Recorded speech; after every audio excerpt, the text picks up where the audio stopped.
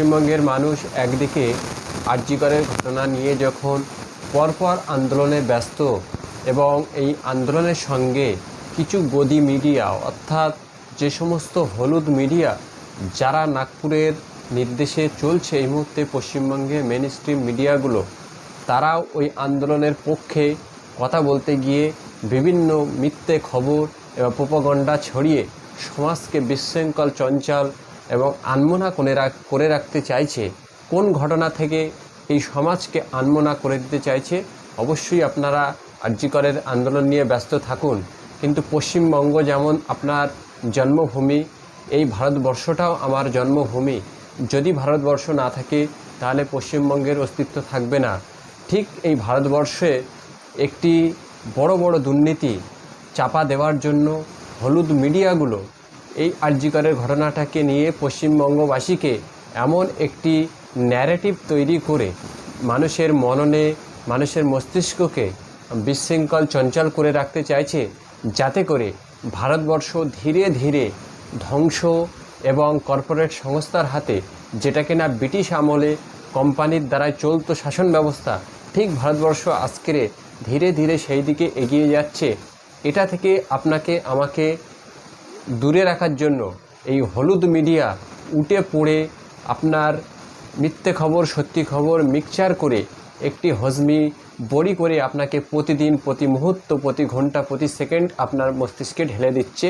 এই হজমি বড়ি, মিথ্যে হজমি বড়ি করে আপনার মস্তিষ্কে ঢেলে দিচ্ছে। অবশ্যই আপনাকে খবর গেলার আগে যাচাই বাছাই করে গিলতে হবে। যেমন কিনা আগেকার মায়েরা গরুর দুধকে জাল দেওয়ার আগে ছেঁকে জাল দিত, যাতে করে গরুর কোনো পশম লোম যেন ওই দুধের সঙ্গে মিশে না যায়। ঠিক আজকে বাংলা এবং বাঙালিকে অবশ্যই খবর গেলার আগে যাচাই বাছাই করে ছাঁকনিতে ছেঁকে তবেই সেই খবরটা গিলতে হবে, নাহলে কিন্তু আপনার পেটের সমস্যা হবে।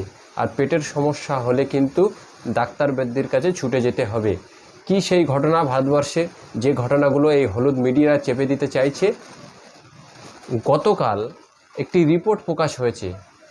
আদানি গ্রুপের 10টি সংস্থা, আদানি গ্রুপের 10টি সংস্থা 62,000 কোটি টাকা, 62,000 কোটি টাকার ঋণ ছিল বিভিন্ন ব্যাংক থেকে। আদানি গ্রুপের 10টি সংস্থার 62,000 কোটি টাকার ঋণ ছিল বিভিন্ন ব্যাংক থেকে।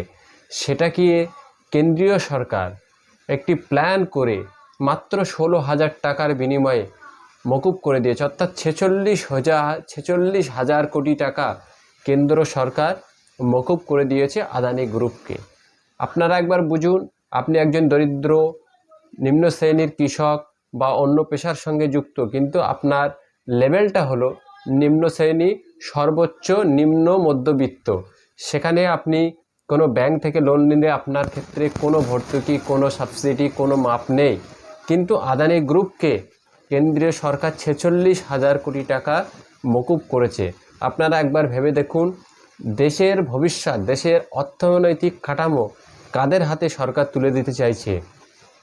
ধীরে ধীরে দেশের অর্থনৈতিক ব্যবস্থাটাকে বিভিন্ন কর্পোরেট সংস্থার হাতে তুলে দিতে চাইছে, যেটা কিনা ব্রিটিশ আমলে হতো। কর্পোরেট সংস্থা যখন সামগ্রিক অর্থ ব্যবস্থা নিয়ন্ত্রণ করবে, তখন আপনি আমি যে কাজটিই করতে যাই না কেন, তার পারিশ্রমিক কিন্তু কোম্পানি তার প্রফিট রেখে তবেই সে আপনার পারিশ্রমিক ঠিক করে দেবে। এই জায়গা থেকে আপনার আমার চোখকে দূরে রাখার জন্য হলুদ মিডিয়াদের দ্বারায় খবরকে মিক্সচার করে হজমি বড়ি করে আপনাকে প্রতি মুহূর্তে খাওয়াচ্ছে। তাই বাংলা এবং বাঙালি স্বাধীনতার পূর্ব থেকে স্বাধীনতার পরবর্তীকালে দেশকে পথ দেখিয়েছে। আজকেরও সেই সময় চলে এসছে, সমাজকে, দেশকে পথ দেখাতে বাঙালিরাই পারে। আপনি আর.জি. করের ঘটনা নিয়ে নিশ্চয়ই প্রতিবাদ করুন যত সময় না সঠিক বিচার পাওয়া যায়।